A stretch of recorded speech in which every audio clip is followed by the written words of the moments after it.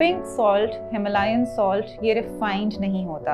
अब जब ये रिफाइंड नहीं होता तो इसमें मिनरल्स की क्वांटिटी अच्छी होती है। अब ये मिनरल्स की क्वांटिटी हमें कब फ़ायदा देगी? जब हम इसको एक अच्छी अमाउंट में लेंगे।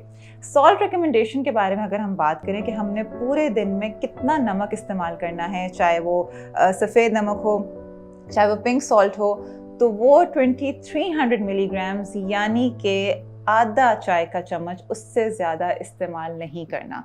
अब आप देख लें कि अगर हम एक चाय के चम्मच को आधा कर दें तो वो क्वांटिटी बहुत थोड़ी हो जाती है।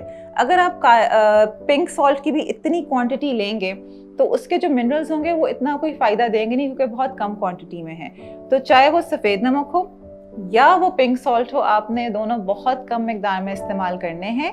आधे चाय का चम्मच इस्तेमाल करना है। अगर आप इससे ज़्यादा इस्तेमाल करेंगे तो इसके फिर आपकी सेहत पे अच्छे असरात नहीं होंगे।